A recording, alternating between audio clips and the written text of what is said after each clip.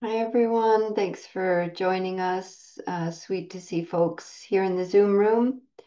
And we hope you feel included when you're practicing with us after the fact on the YouTube channel. I'll just make an announcement first to check the link below the recording for the upcoming daily life retreat. And it's here in the Zoom room chat. This is happening in Guelph and Ontario. Maybe that's obvious. And it's not obvious. Guelph, Ontario. And the daily life retreat is a particular form, different than other residential retreats and different than just a day-long retreat. So it does begin with a day long on the Sunday, which you can just register for the day long if you're able to. It is advantageous to do the day long and, start to settle into like settling down and waking up. And then through the week, we meet mornings and evenings. And then during the day, you do your life, whatever it is, working, volunteering, studying, meditating. You could make it a self retreat and, stay somewhere nearby. So we share breakfast and have a theme and a meditation in the morning and a short Dharma talk. And then you bring that theme into your day, into your whatever is up. We come together and share dinner and short practice, closing practice, and discussion and Dharma about that theme. So it really keeps it up, keeps the simmer going. And so that goes Monday through Thursday and ends Friday morning. It's a really great form that one of my teachers, Norman Feldman, created and taught for many years and authorized me to continue doing that. And we did do for many years in Guelph, and then hey, global pandemic happened, and here we are. There's also, you can check on through that link the upcoming New Year's retreat. I know it's still summer, stop it, but you could register. Some people have registered, and it's the last time it's going to be at Loyola House, which is mwah, beautiful retreat center, brilliant food, private rooms, amazing grounds. So, okay, that's enough sales. Let's talk Dharma. The topic tonight is habits, like hobbits, habits, and because came up for me because I am working on creating some new habits. I have been creating some new habits. I'm not like a big uh you know goal-oriented produce things person, but it's habits for my self-care, really, habits around food and trying to not just trying to, but I am have been mm, paying more attention to this and creating better, more supportive habits. And so I was listening to a teacher talking about habits. And here's someone just coming into the room. Um, they talked about habits as having these four parts, and I think it comes from James Clear, Atomic Habits. Probably some of you have read this book. It's quite popular and well spoken of. Atomic Habits. I have not read it, so I'm not trying to speak to that, but I hear good things about it. It's spoken of um, is well liked book. And so James Clear, who's kind of developed these, added a lot more to the teachings around the development of habits. He cites, who did that work before him, but, we could just keep on citing back and back and back till we get to the Buddha. That's right. The Buddha certainly spoke and taught about habits, habits of mind, habits of mind behavior. Same, same. One follows the other. So, in James Clear's Atomic Habits formation, around habits, there's four parts. There's a cue, there's which and gives rise to craving. So glad he used that word. And then the response to the craving, and then the reward. Uh, so the cue, in the understanding of the Dharma, the teachings from the Buddha, the cues happen because of our six sense doors. We have the usual five that we were taught in grade school: ears, eyes, nose, mouth, skin, ears, eyes, nose, mouth, skin. Yeah, that's five. And the sixth sense door is the mind itself. The mind also it is often a secondary factor. We smell something and then we think about it. And there are times when the mind, nothing else is like a first prompting the thoughts. It's just the mind does mind stuff, right? Have you noticed this? Like you're just sitting, everything's pretty calm. There's nothing really grabbing the attention, but mind will just like, whoa, what? How'd we go there? Like a random song or random thought or memory or imagining or fantasy, it just whoop, pops up. So the mind is a sense door also on its own. So it's through these six sense doors, as they're called, or our sense organs, that we experience the world.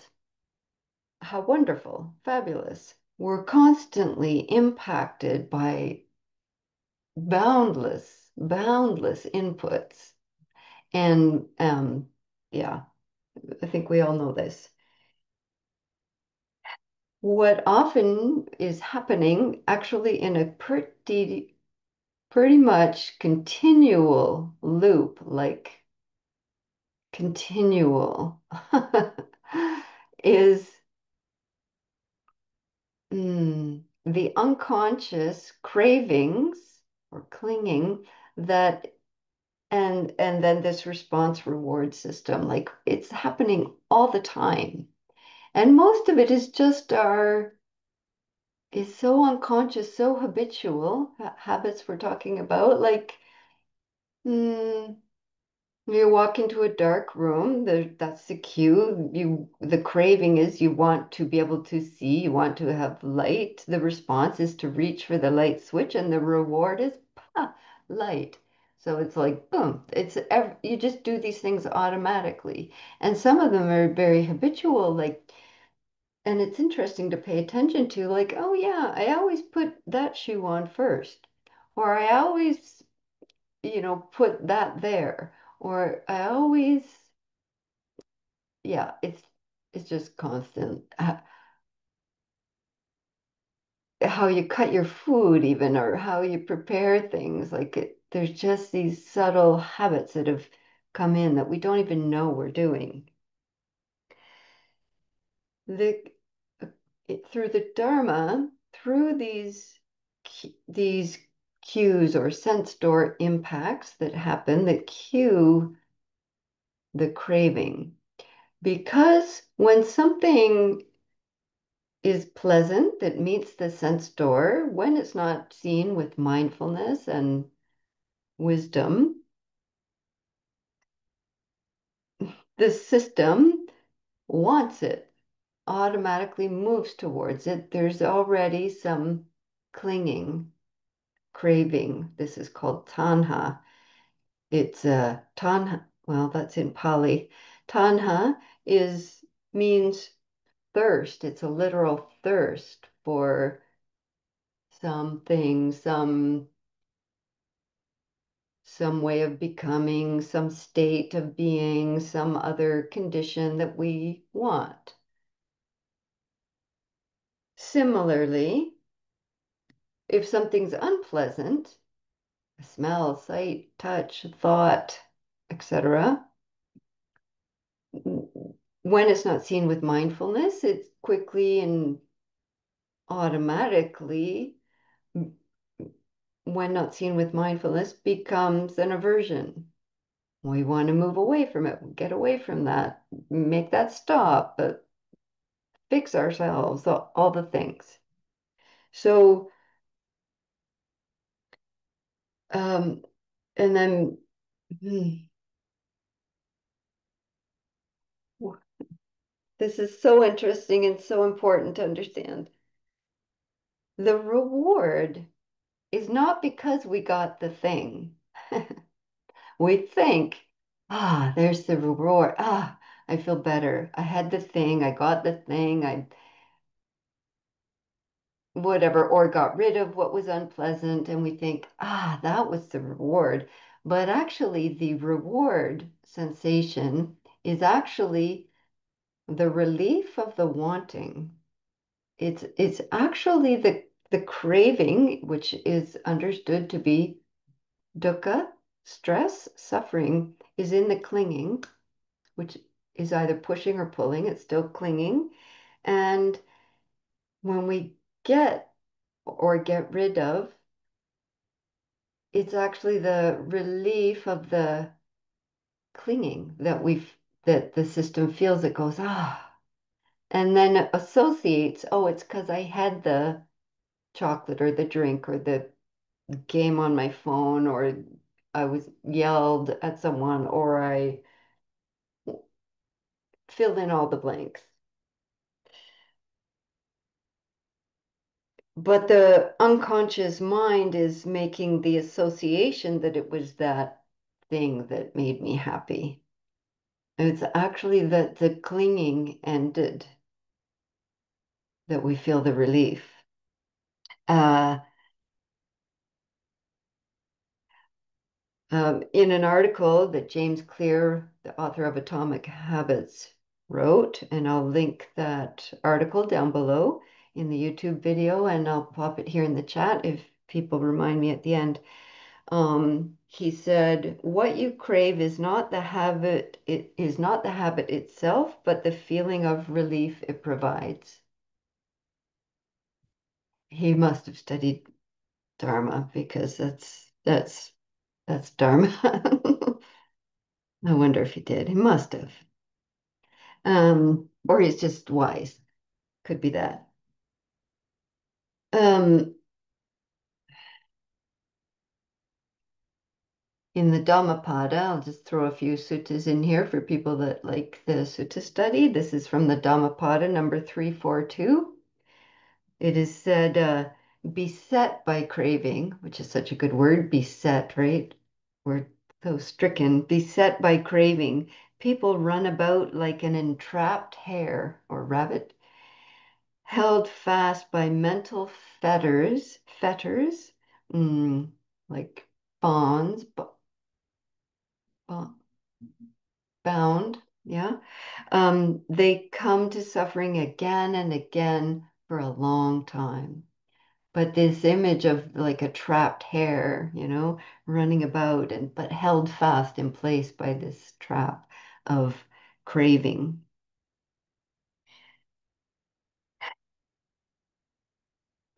This it so also habit practicing with habits can be skillful and unskillful. We can cultivate skillful, onward leading, wholesome, helpful habits. And this is related to wise effort. And some of you were with me when we were talking about one aspect of wise effort last week up in Bracebridge, but um, this is a different part. So there's four wise efforts. Wise effort is part of the Eightfold Noble Path, the middle path that the Buddha awoke to of the way to the ending of suffering, in brief. So wise effort. Um, There's four of them. One is to prevent the arising of unskillfulness. One is that when it has arisen, how to abandon it. Another is to cultivate the arising of skillfulness or wholesomeness, wisdom, onward leading, so to cultivate that arising. And then when it has arisen, to maintain it is the fourth, to perfect it. So I want to talk about the third one tonight, cultivating the arising of skillfulness or wholesomeness, which would be developing good habits. Good habits. It just sounds so mundane, but it's not because it's part of the Eightfold Path.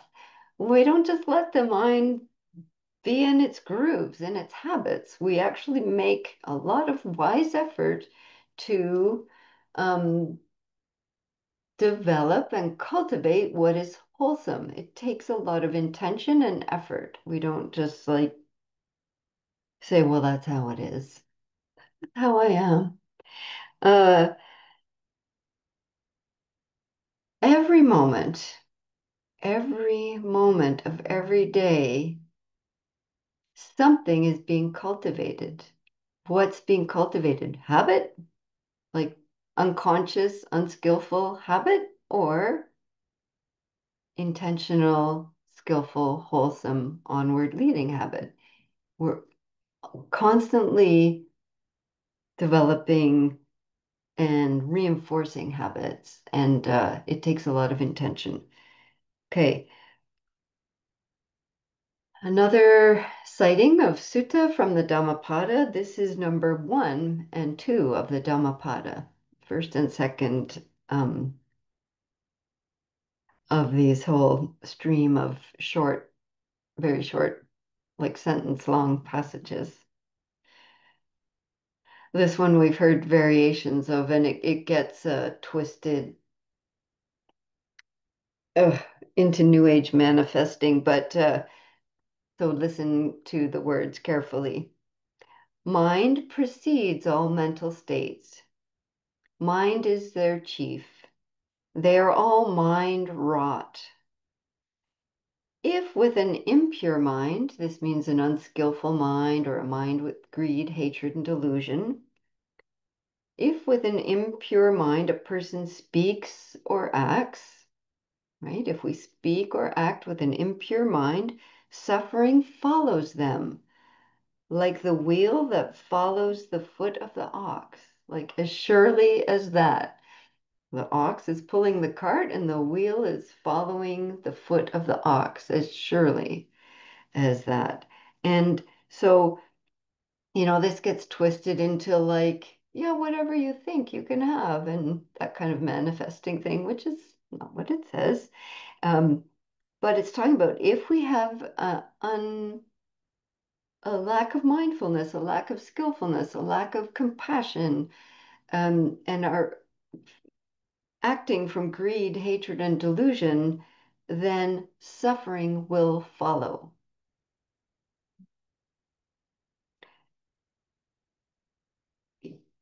Okay.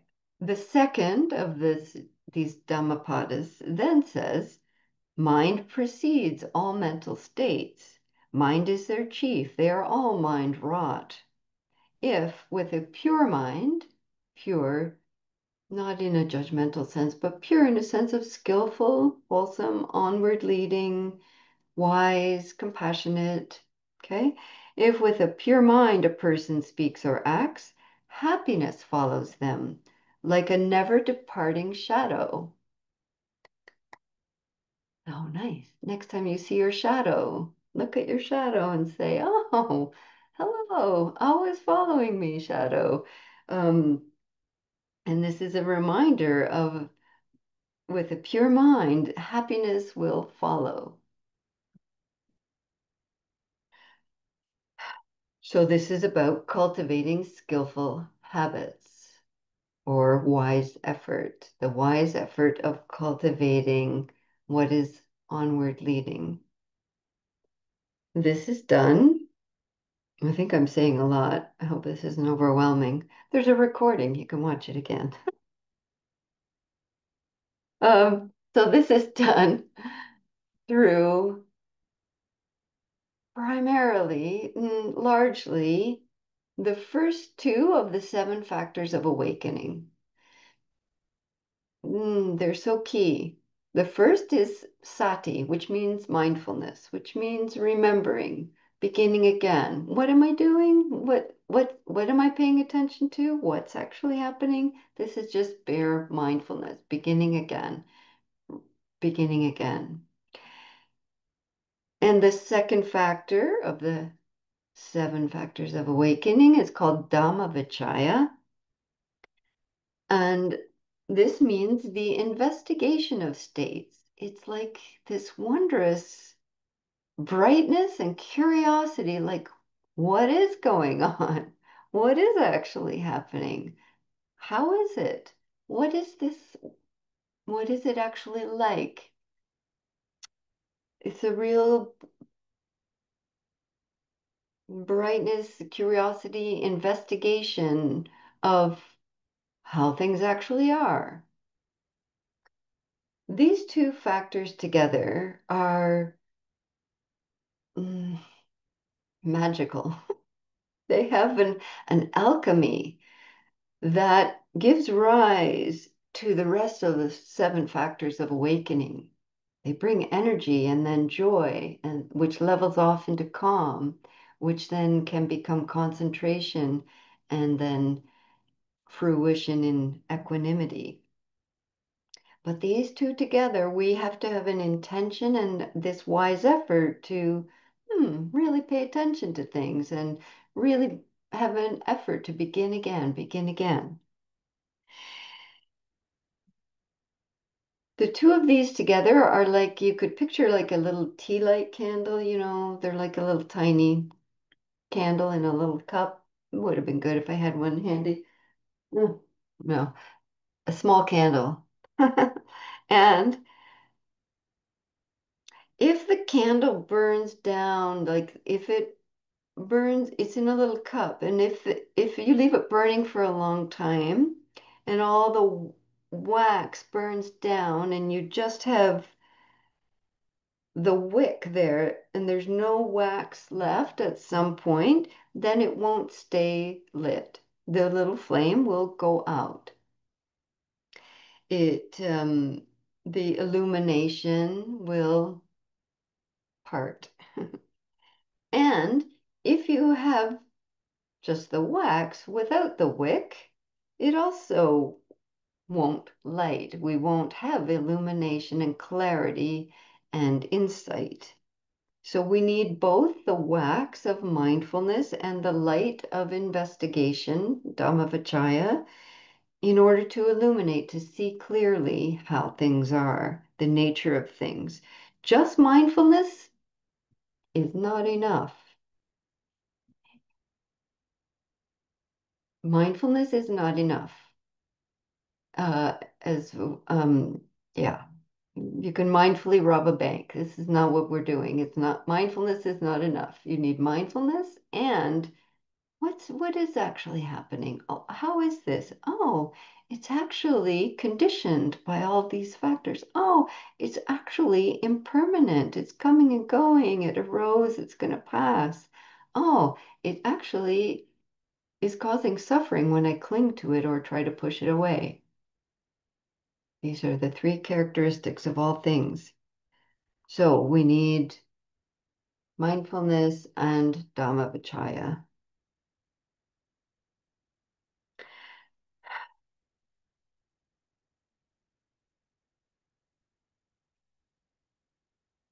Okay. My mind is just digressing a little bit into a little Star Trek Vulcan philosophy. Um, it's called IDIC, IDIC, the infinite diversity of infinite combinations. So this is a Vulcan Star Trek thing. It's a IDIC, the infinite diversity of infinite combinations. This is an insight into the boundless interconnectedness and impermanence, effervescence of all things. This is part of this Dhammavicaya, is to see this directly, not just to think about it or know, yeah, I know, but to actually pay attention in any given moment. How is it? Oh, it's like this actually. Hmm. Well, that was a lot for a talk on habits.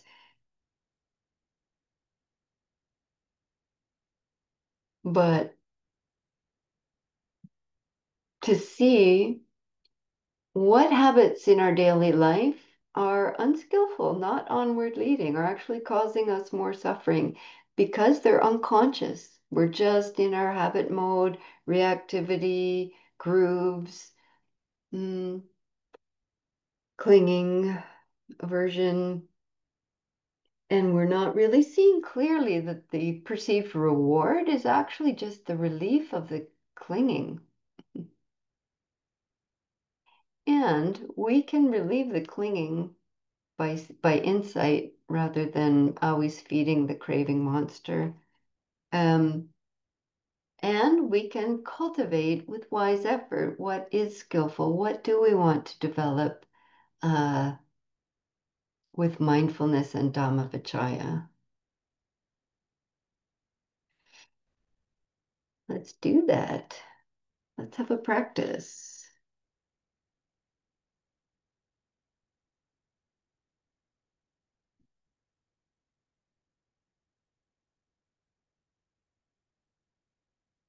All right.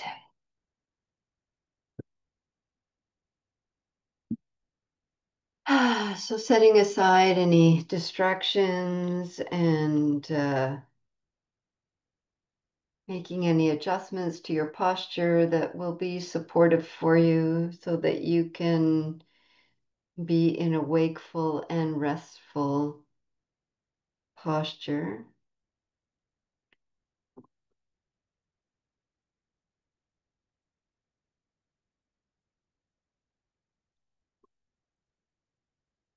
If you need any other movements or touch or adjustments,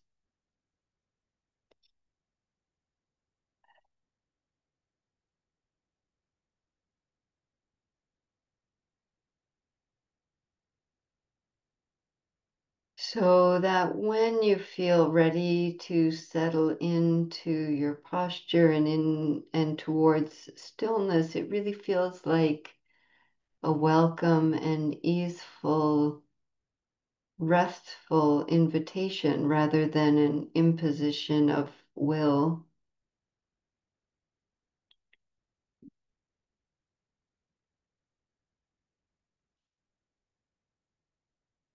Find a place that's supportive for you for your eyes to rest, either downward with a bit of light coming in, or the eyes resting on something still and peaceful, beautiful, or the eyes resting closed.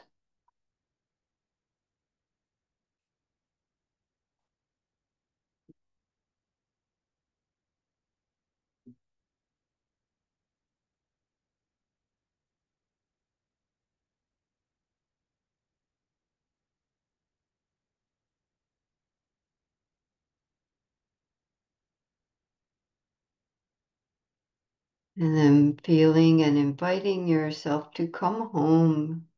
Come home to yourself, come home to your body, come home to this present moment, to whatever degree is available or feels safe for you in this moment. Just feeling your flesh, your bones, your weight, your gravity.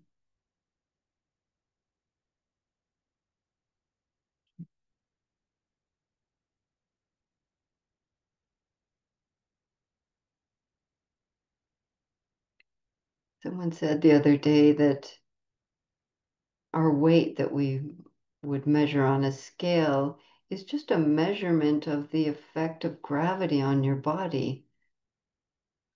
Like, that kind of blew me away. I was like, oh, it's just a number reflecting my body in relationship to this earth.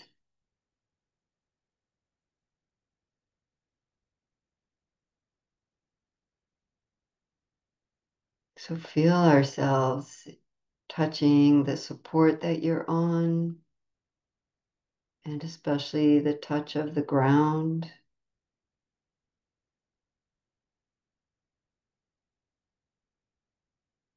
In relationship with the earth.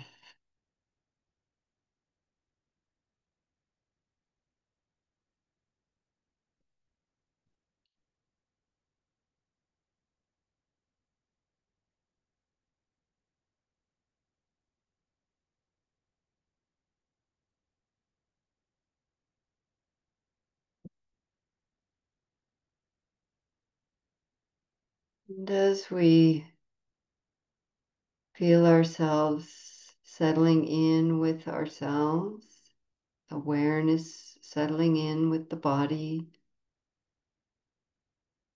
see if there's any areas of tension that aren't needed right now. Noticing the muscles of the face,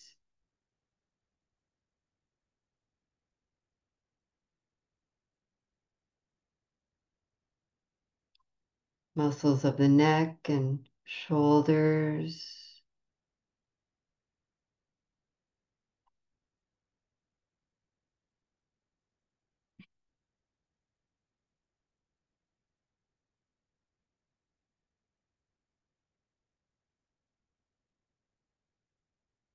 May find it helpful to take 2 or 3 slightly deeper breaths just to loosen up any tension through the chest, the belly, the ribs.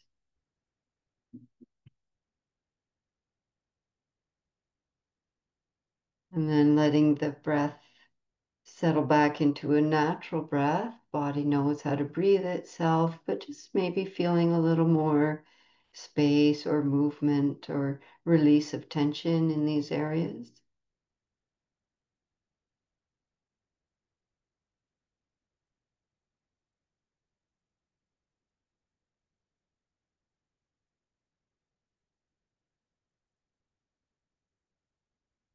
Any tension in the hands that isn't needed right now that could soften.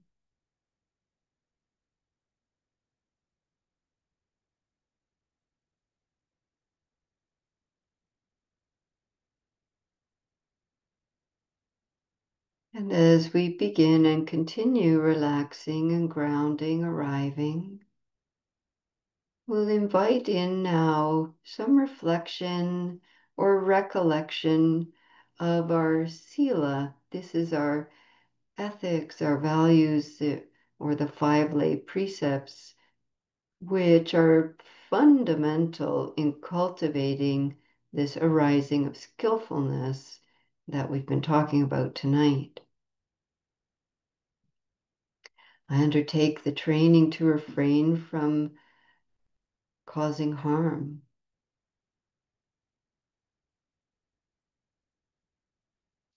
I undertake the training to refrain from taking what isn't freely given.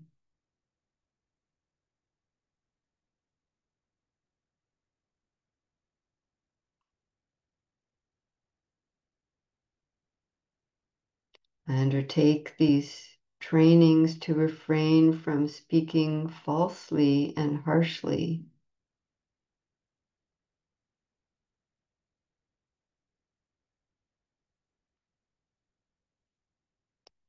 I undertake these trainings to refrain from causing harm with my sexuality and sensuality.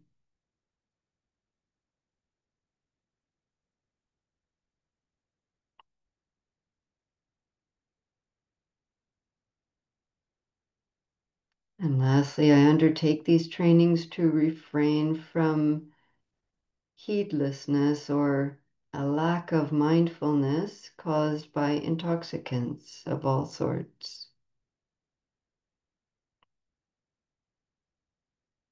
So reflect on your values, ethics, or these precepts and feel them as your uprightness, your backbone, your inner strength, your core.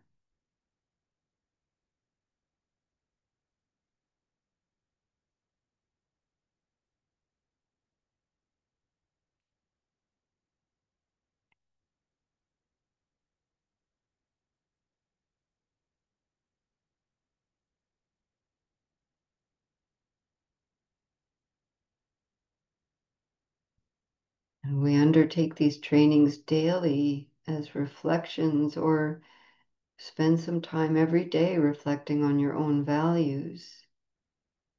And these will help you greatly to cultivate the arising of skillfulness.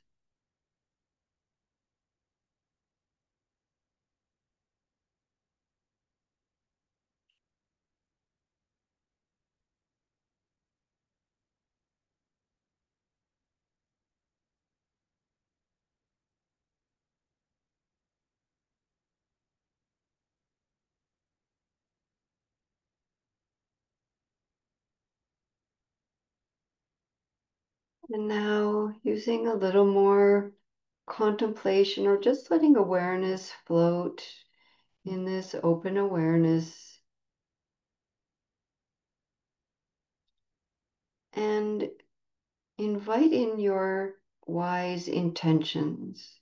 What do you want to cultivate? Non-harm to yourself or to others, generosity, compassion, compassionate action. What do you want to grow and cultivate that is skillful? What are your intentions?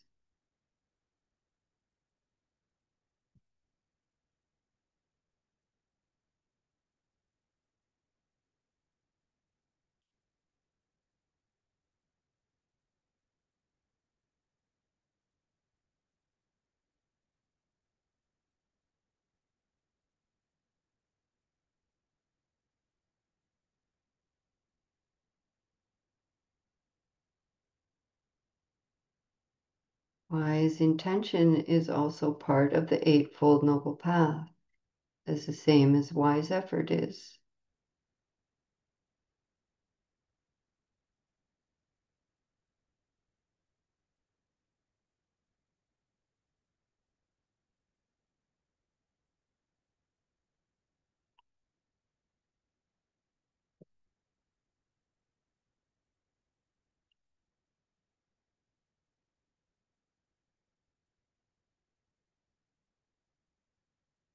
And in the Eightfold Noble Path, the three wise intentions are the intention of non harm, non ill will, and renunciation.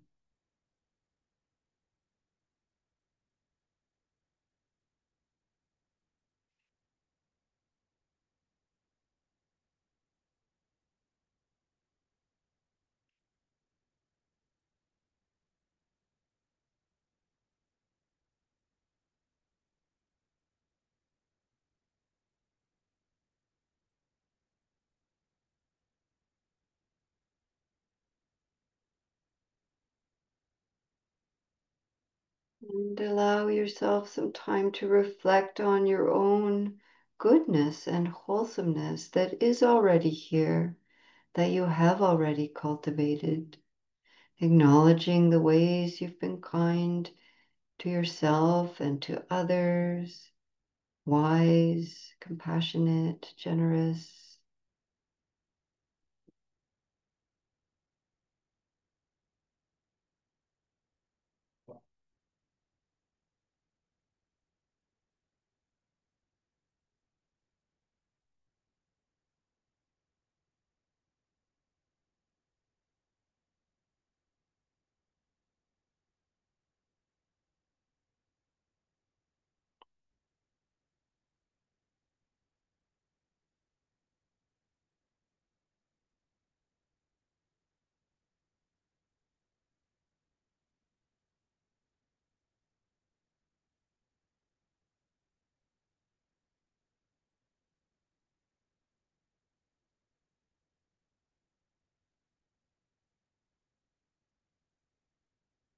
And now we will begin to cultivate these two factors that we talked about, mindfulness, sati, and dhammavicaya, the investigation of states or curiosity of how things actually are.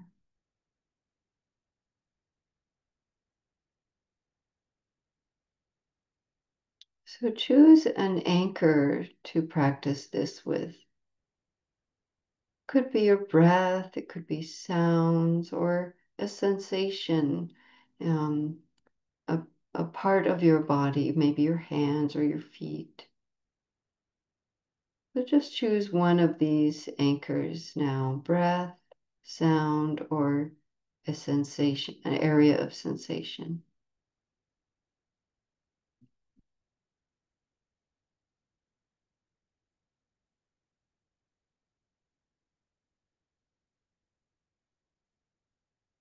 For this remainder of this practice, set your resolve, your intention, that when awareness moves away from that anchor you just chose, when that's noticed in awareness, you're going to begin again.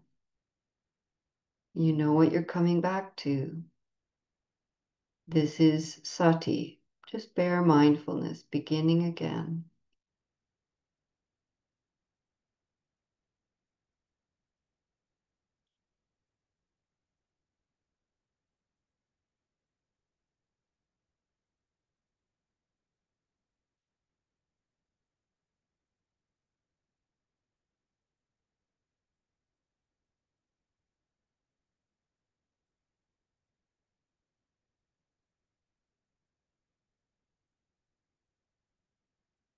And you might only feel part of one breath before the awareness is pulled away. But when you notice it's elsewhere, gently begin again.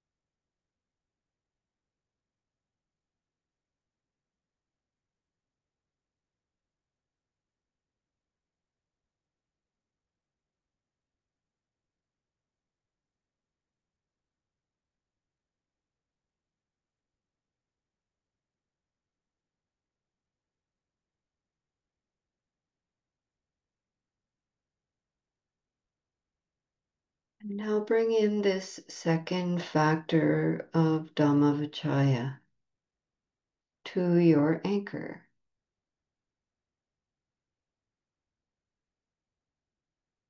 So really, if you're using the breath, not just a general sweeping, I'm paying attention to the breath, but pay attention to this breath and the sensation of its beginning, its middle, the end of the inhale, the length of the exhale, the ending of that exhale.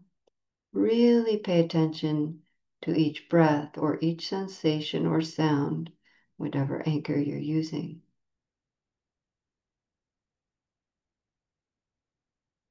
Turn up the brightness of curiosity.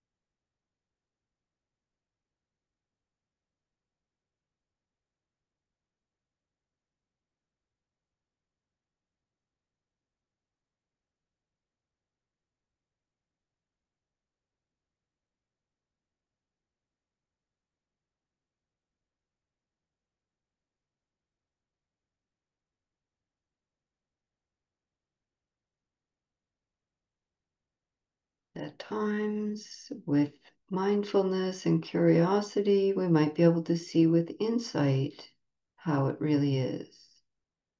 It's conditioned, vastly interconnected with boundless causes and conditions, and it's impermanent, and it causes suffering if we cling or push away.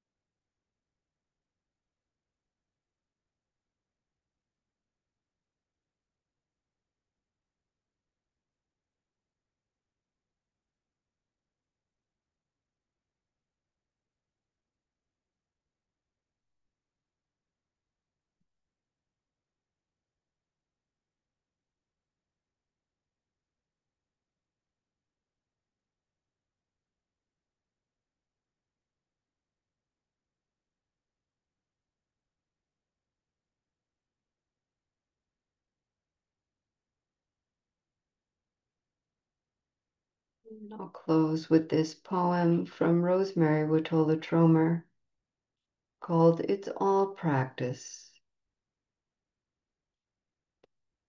Tonight I can laugh at the part of me who thinks she should know the right thing to do, the right thing to say. Meanwhile, the rest of me wakes up each morning in wonder, marveling at the quickly changing world. Every morning, this second self practices how to bathe, how to dress. Even now, she is practicing how to write a poem, how to make breakfast, what to say to her friends, family, herself. She knows there are so many ways to do it right. Every moment contains invitations she's never noticed before. Sometimes she practices saying nothing at all. If you see her lingering beside the road, it is because she is practicing how to walk, how to see. She used to know, of course, but now she can't seem to take anything for granted. How to drink tea, how to walk into a room. It's all new. How to weep, how to smile.